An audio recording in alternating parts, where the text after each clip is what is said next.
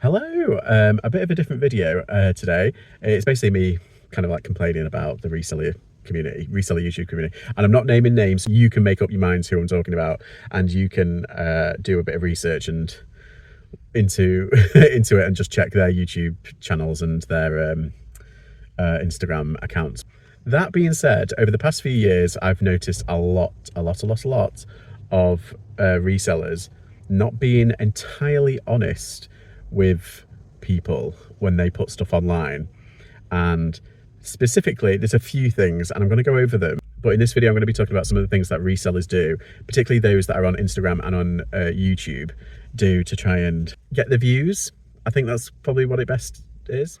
So surprisingly, whenever I broach this subject with any sort of like people within the reselling community or even on one of my lives, one of the most surprising reactions or excuses of what resellers should and shouldn't do is they never show the bad days, they only emphasize the good days. And I'm a little bit torn on this one, because being on YouTube and everything, I like to do positive kind of like videos, usually try my best, and I have done like bad videos like, oh, my business is failing, that kind of stuff, and it's all clickbaity and everything. But I kind of understand it, like you want to kind of put on a good kind of like show, you want to put on like, oh, my business is amazing, and it's not always the case, and mine isn't always the case, and I think I've been pretty open about that. However, there's no point in sugarcoating what we all already know, because if you're only putting out good, like, oh, my business is amazing like that, and yet everyone else's is quiet or having a bad day, because we all know when eBay's been messing around and behind the scenes. So really it should affect all of us. But I think that's mainly just being online and putting your face out there and putting your business out there. I do think there is like a disconnect, I think, but it's not like a really important one. But you know, just being honest about the bad days as well as the good days. Like, I try and do that anyway, but I'll keep that in mind personally. Also, looking at my Bridgewater mug. Oh, getting in the mood for Halloween. I'm getting a witch on, a witchy bitchy. And that kind of leads on to clickbait. And obviously, like, I'm not into a little bit of clickbait here and there. I'm probably put that in the title and put it on the thumbnail. It's kind of a way to get in views and everything. But if you don't follow through, that's when people can see that you're disingenuous. Don't get me wrong, a lot of like reseller YouTubers aren't. However, they are very economical with the truth. Just a couple from the hit list. There was a fight at the Carboot, or he tried to punch me at a Carboot. The police were called at the Carboot, or I got kicked out of a charity shop. They banned me from the charity shop. There's a lot of variations on that, but like, you get it. It's a very kind of like clickbaity. And usually I don't know if I should say, but there was one of, and he wasn't like a big YouTuber. It was a couple of years ago. But he basically said, like, I got kicked out of a charity shop, and he didn't. He basically just got asked, it's like, if you're going to film, if he said, can you not film or you'll have to go? That's all it was. He still shopped, he still got stuff, and he still left, and then he talked about it. But the thumbnail was, I got kicked out of a charity shop, something like that. And it's like, he wasn't, he just got asked to stop filming if he wants to shop, which is fair enough. Like, I've never been asked to like stop filming or anything. I think it's because I've always had like the glasses. I've got the first generation glasses of Meta glasses. Now they're all the rage. But yeah, so there was a fight at the Carboot. It's not even a fight. Like when you say there's no punches like were thrown, it's all like, or it's like people being a bit gobby. That's all it is, and it's very kind of like, or it's like a second or 2 seconds in a Carboot video, when it's like a 30-minute Carboot video. It's like, oh god. So you're waiting to try and find that second to see actually what happened, and it's not.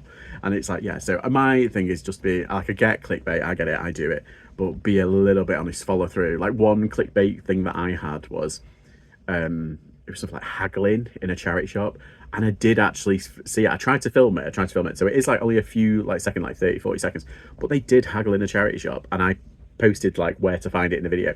You do bookmarks in your video now, so just put it there, like the fight or something like that. You know, be a bit honest about it. Okay, speaking about Carboot videos, there is, and I know for a fact that they do this because they've discussed it, and I was privy to that conversation.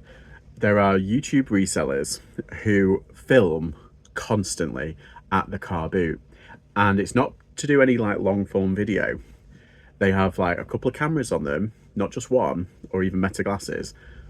They film multiple things at the car boot. They do their run, they find their bits, they get all like their do their reselling kind of bits, and they've got the footage and everything. But then they go back around and do another run, and sometimes they pick up stuff, but other times it's just for batch production almost. So they do a car boot video, but just in case, they split that up and they don't show you everything that they got. They've split it up into two. It's say like you've got like 30, 40 to an hour minutes to an hour video footage. They actually split that in two, and they do batch production. So they go to a car boot on Wednesday, Saturday, Sunday, and if they go to say like 3 or 4 car boots in a day on a Sunday, they do a big kind of thing. They've got so much footage that they only split it up, and then so that they can spread it out throughout the week. Because car boot videos, they are a big draw. Like a lot of people watch them, particularly the unedited ones. For some reason, I don't know why, but people get thousands of views on videos where it's like just someone walking around a car boot and it's like just saying how much asking how much stuff is, kind of thing. I'm a little bit different, and I think it's probably where I'm going wrong. But I like to do like snippets and stuff of the car boot, and then when I get home, I talk about it. And these YouTube resellers do as well, but they've been very clever in how they've split up the video, and then they've got the stuff and they split up what they've got, and then so they've got like 2 videos. So to try and get content, to try and get like clickbait content, or to do batch videos, that is a thing. Also, you can do it for charity shops as well. Like when I do a walkabout, like a charity shop walkabout, it says on the thing, it's like, that's basically what I do. I basically go to like 4 or 5 charity shops and then I kind of edit it together. I kind of film myself walking in, and then you can see it, and then I do like a review at the end. Now, the video that I did a couple of weeks ago, the millionaire one, I did that over 2 days because I couldn't fit. I was too busy doing stuff. So I did basically, I think I did Alderley Edge one day, and then I did Poynton and Wilmslow and Presbury like another day. So like I get that, but it's all like one video. It's like a themed video, so you can kind of get away with it like that. But there's some people that do that as well, and that's fine. Like you can do like a whole town. Say like if a town's got like 10 charity shops, you could basically just do, oh, I went to the charity shop and I got this.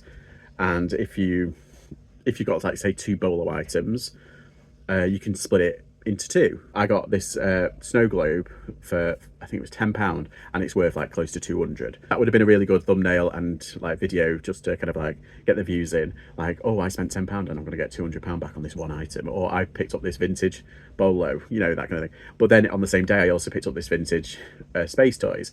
Now they're worth, I spent £30 and they're worth about 250. Another kind of like video very similar, but I just put them all together because I'm an idiot. But people do split them up and like plan their ways. So it happens the same as like car boot batch videos or like charity shop batch videos. Just be aware that that does happen. Yeah, and I try and do like one day one video kind of thing, and one day like one place one day one video. It's all encompassing. I try and base it on place. I have done it on items that I found, but usually it's like a bumper video, it's like a bigger video, and only if it's like a decent item. So this next one is probably a bit of gossy kind of shadiness, but there is some resellers that do have good contacts with kilo sales and wholesalers. And all around the country, there's wholesalers and everything. And sometimes you can kind of tell because some of their content, not just on YouTube, but on TikTok especially, I might have given it away there who I'm talking about. But basically, there's no one else in the background but them, who like looking through bins and stuff. And it's like, what? And then I went once to the same one, and it was heaving. Like it was busy. So they've obviously got a contact where they can go in and look through all the good stuff and get all the good stuff first, unimpeded by anyone else. So the people have got contact. So don't believe everything you see just because it's a very clickbaity or, oh, look, they're thrifting really good. No, they've got a contact so that they can get the good stuff for their videos. And that's how they built up an audience, and that's how they sell their bullshit, essentially. Contacts, and I know that there is a couple of resellers in the community that have contacts with charity shop managers. I've got a contact with a charity shop manager, but I don't go in the back or anything like that. I've been in the back like once or twice, and I've been very honest about that. I've put that on the video because I knew someone that worked there. And yeah, there's other places as well. There's other places that you can get like good, and they get good bargains. It's like, instead of the rag man, they basically say, they tell the charity shop, like, look, I'll give you like £1 per item instead of £1 per bag, kind of thing. So you're making some money, and like, you know, you can look through. And it's a good way to kind of like whittle your cost down, but also it gives them something as well. Okay, the opposite argument to that is like, maybe if charity shops just priced it accordingly, we'd buy it, and that's true as well. However, there is a way to kind of get around it, and I've been there where other resellers that I don't know have been in the shop, and they've been like, oh, if you come across any of the, I think it was books, I think it was Harry Potter books, they were like especially like obsessed with. Funny enough, that was in Poynton a few years ago. There was a young couple, and they were like, "Oh, if you find any Harry Potter books, here's my number, and call us. Like, we sell them and everything, and we do them up and all that." And there was like a list on it. He said on the card on the back, these are the books that we're looking for, and he had like a full list of like books that them, which I thought was really clever actually, because I think they were booksellers. So there's like make contacts and stuff like that. But I suppose if resellers are a little bit honest, instead of using it as like clickbait on videos, or like saying like, oh, I paid only £1 for these, it's like, yeah, because you know the manager and everything, or I paid like half price for these, and it's like, yeah, because you know the manager, you've kind of got to clip it. I'm a bit of an introvert. Evidence to the contrary, I do actually, I'm very nervous. So like when charity shop managers like talk to me, I'm like I wouldn't make the first step. If they said like, oh, do you want to have a look in the back, I'd be like, yeah. It's like, hell yeah. And then like kind of breaks out. There's a really nice charity shop, there's a Bernardo's, and the manager there, or I don't think she's a manager, I think she's just like a worker, but she's really nice. She's like, oh, hi, you're right. And we have like a little chin wag. So I'm always friendly, but I'm very nervous when like I couldn't ask to go in the back or anything like that, or I couldn't ask to do what's it. One way of doing it is do like an email, which is good. But yeah, there's that as well. So just be aware of that. So it's not always, it's very economical with the truth, but it's still like a good thing. Charities are getting something out of it, and so are the resellers. And then the reseller YouTubers or Instagrammers or TikTokers, they've got something to then post on their socials. And yeah, I think the one on TikTok, the person that I'm speaking about on TikTok, they leverage their following. They say, oh, I've got so many subscribers, got so many followers. If you allow me first dibs, I'll promote your business. That's how they've done it. In fact, I'm pretty certain that's how they've done it. Yeah, so there's that. So just be aware. This is more of a reseller, just in general, kind of gripe that I think we as a community need to do better, because there is a lot of bad actors out there, and there's a lot of people who I say are economical with the truth. However, they use buzzwords. A lot of people use buzzwords just to get views and sales, particularly on eBay or on, you know, Vinted or Depop or whatever. And you notice at the Carboot, it's one of our gripes at the Carboot. They say like, oh, it goes for so much, or they say, oh, it's vintage. That is like, this isn't vintage, but it's very retro. It's like wooden toys. So I put retro, but I wouldn't put vintage because it's not, because it's Asda. It's Asda. I got it in like a batch of stuff, and I'm just kind of doing its own thing. But like, there's a lot of people are economical with the truth. They say like, oh, this dress is it's vintage, and it's not. It's just retro inspired. It's designed like the old Laura Ashley dresses, but it's a H&M and it was done last season, kind of thing. And they put like vintage in the title, and it's so annoying seeing that. And it's annoying. I don't think it doesn't really happen to YouTube resales because it's obvious. But like, I see a lot of, when I'm looking through like Vinted or like through eBay or Depop, they put vintage in every word just to get the views in, and it's so annoying. It's like, that's not vintage. That was like the 2000. That was released in 2010. FYI, vintage is 20 years or older. So technically, 2005 is vintage. Oh my god, I'm so old. Mid-century modern. That's another like keyword. As long as you put like mid-century modern inspired, or like, you know, that kind of thing, and then put your other keywords if it's like cottagecore, if it's grandmacore, gorkcore, you know, all that kind of BS. But yeah, antiques, isn't it after 50 years, or pre-war is 50s, and then you got mid-century modern, then like vintage and retro, and then vintage kind of thing. So there's different ways of doing it, but there's these resellers, not on YouTube, this is just general, that just put vintage and everything. It's like, oh. Another one that people do for video games, like, this is vintage, it's a PS1, it's done in 1998, that's classed as vintage, but they put rare just because it's PS1. It's like, it's fucking Time Crisis. It's one of the best selling games on the platform. Ridiculous. And charity shops do it to Harry Potter books. They say, oh, rare first edition Order of the Phoenix. It's like, hardback. And it's like, cool, it's a hardback first edition, cool. That's one of the biggest selling books of all time. There is literally tens of millions of that copy of first edition. It's like one of the biggest ones. It's like they haven't done their due diligence, and they just thought, oh, rare first edition. It's like, no, it's not. That's just a personal gripe that I get. I'm just kind of going, oh, this is kind of a bit of a juicy one, but it's not at the same time. It's kind of a bit obvious. But some resellers, not on YouTube, I don't think. I think it's more of an Instagram issue. and TikTok issue is that people lie about how much they pay for stuff. Or not lie, but they've, like I said, economical with the truth. They kind of lie. So if you pay like £5 for a top, but it's a really good brand, say, they would put both. You'd say, oh, I got a really good brand. But if they pay like bread and butter stuff, they don't put the price that they paid for it. They just put like the bread and butter stuff, and it's still like, oh, that's pretty good. Like I get a lot of Gant shirts. I put like, oh, bread and butter Gant. I try my best and put it like in the videos and in my like roundup of when I get it from a charity shop. I say like, oh, I paid like £3, £4, £5 for it. But like there's other ones where you can say like, oh, I paid up for like that. And there is a lot, like specifically on YouTube, I feel like people are a bit more honest on that kind of front. But on Instagram, they basically put like, oh, I got XYZ. I got this dress. I got a Diane von Furstenberg dress, but they don't put how much. And then they say like, oh, I got a Fjallraven top, or I got a Sojourn Gudrun or whatever, or I got the Fold dress.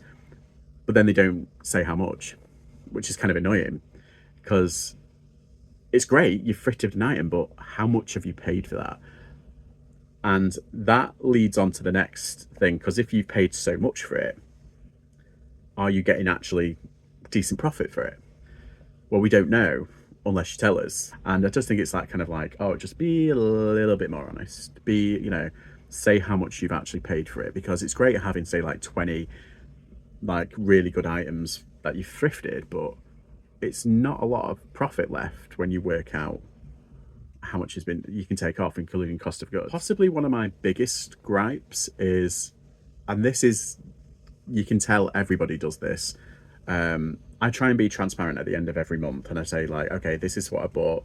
I've got an average of cost of goods, and it usually is about £4. I kind of like round it up to like £4, because I get stuff like £1, I get stuff for £2, £3.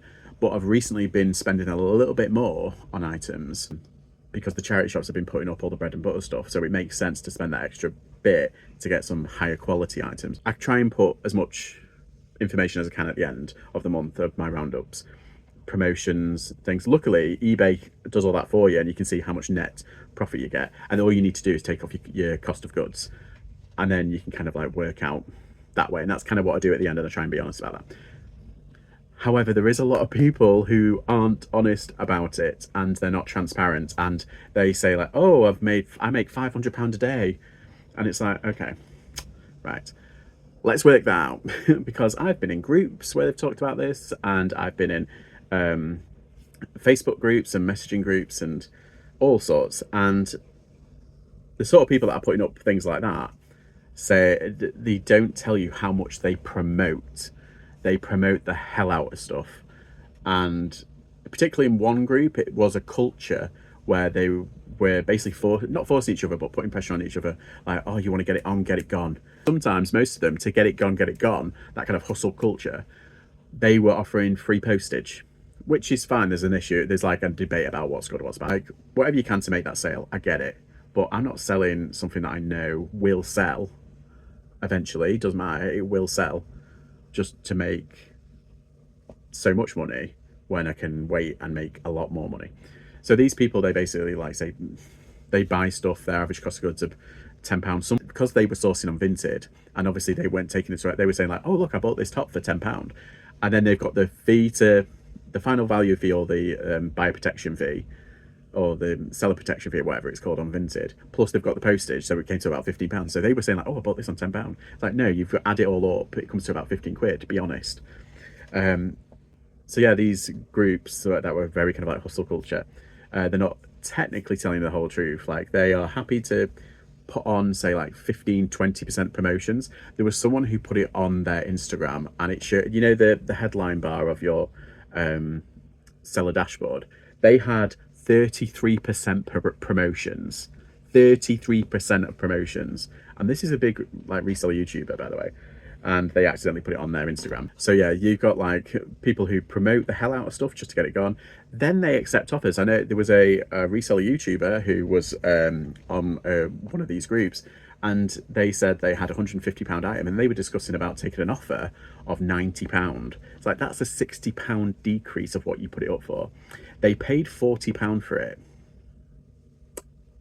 Yeah, so they did a video. I remember they did a video and they said, "Oh, I bought this £150 coat. Basically, it was like an outdoorsy. It was an outdoorsy kind of coat, and it was worth like 100. It was worth like 200, but they put it at like 150 for some reason. And in the group, they said that they're considering an offer, and I think they ended up countering.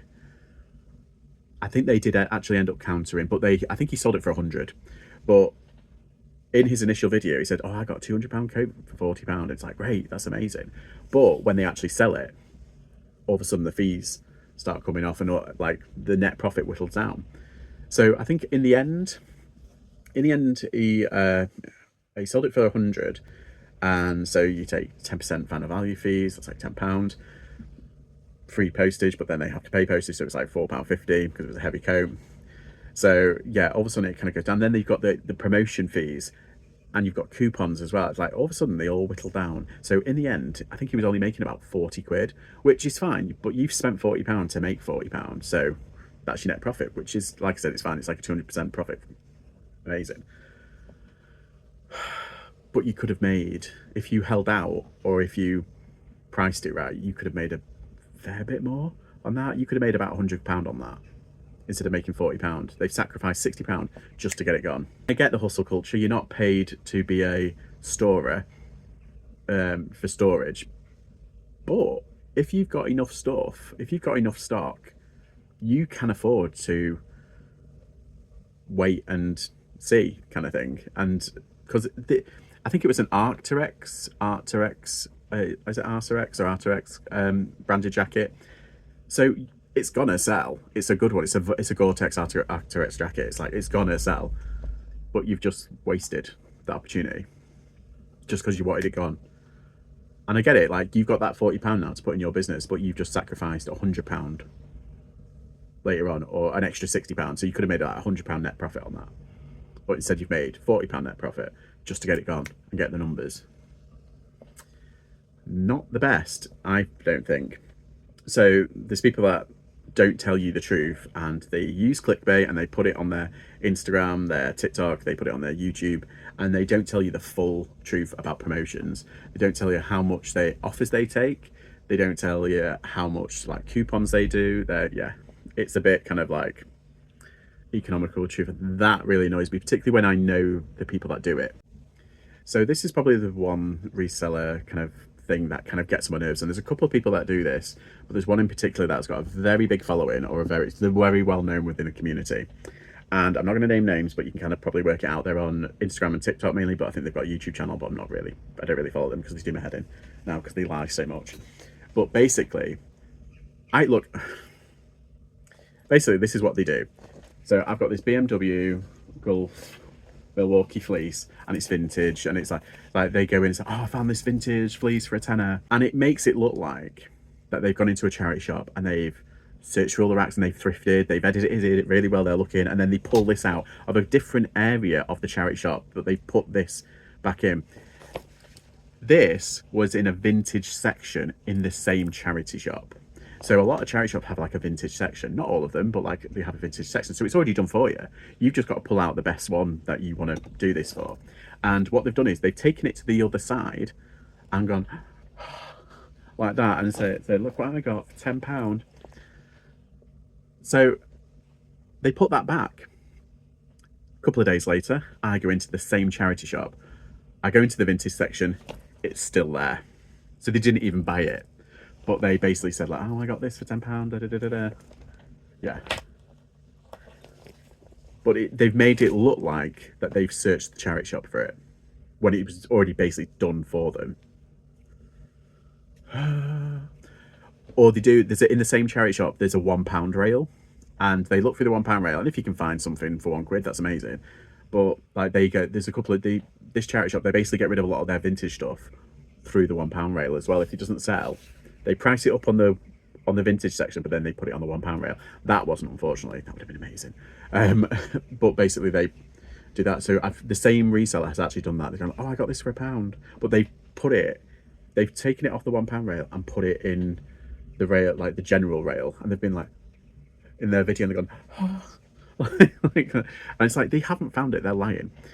There's a lot to all these other resellers. Like, a lot of these resellers, like, they gatekeep their honey holes, which I completely understand, but yeah, at the same time, I'm like, I just don't bother. So basically, that's just a personal kind of like trait. But yeah, disingenuous resellers who only do it for the grift and to increase their social media and their clickbaity kind of like lifestyle. It's really, really, really annoying seeing the fakeness of them and how they present themselves on TikTok and Instagram. And it's very, and you can call it, you say like, oh, he's only saying that because he's jealous. Like, no, I just don't like that kind of fakery and that kind of like, oh, everything's amazing, because it's not. It's like, there are some days you go in a charity shop, you don't get anything. Put that up. But they don't. They go in and they say, oh, look, I got this for £10. And then I go in the next day and I find it for £10 on a vintage section rail. It's like finding vintage at the charity shop, and that's what. And it's like, no, you didn't find it at a charity shop. The charity shop did the work for you. You're lying. So yeah, there's that kind of stuff that really gets my goat, and it's how they present themselves, and they use it to get more views and more subscribers, and people actually believe that's what they're doing. And it's like, no, it's not. It's not. Think about it. Think about it. Or better yet, go into these places. It's only because I recognise one of the charity shops in the videos that I went in when I was down there last. So, exposing reseller techniques, tricks to get clickbait on social media and YouTube. That's all for now. There is others. Please tell me below, what do you don't like about YouTube resellers, or even Instagram resellers or TikTok resellers? Anyone who's got like a presence online, put your gripes below. And plus, like, I like learning advice and taking things on board and stuff and trying to be better. It's like there's a couple of people who just like want to cause drama, want to cause strife. You look at their channels and they're so negative, and it's like, oh god, and it's very clickbaity, and it's like, oh god. It's like, I'm okay with being boring. I've heard on the grapevine some resellers in the community who are well known have called me boring, and that is absolutely fine. Maybe that's why I'm doing this video, just to shake things up and to show them that I'm not boring, that I can play dirty too, and I'm getting my bitchy witchiness on. I don't know, but these are some of the things that kind of annoyed me. And yeah, and we can all learn, and we can all like not do them in the future. That's not going to happen. They want the views. And that's the tea. No, so thank you everybody for watching. Please remember to like and subscribe, and again, comment below what your gripe is about YouTube resellers, and I'll see you all next time. Bye bye.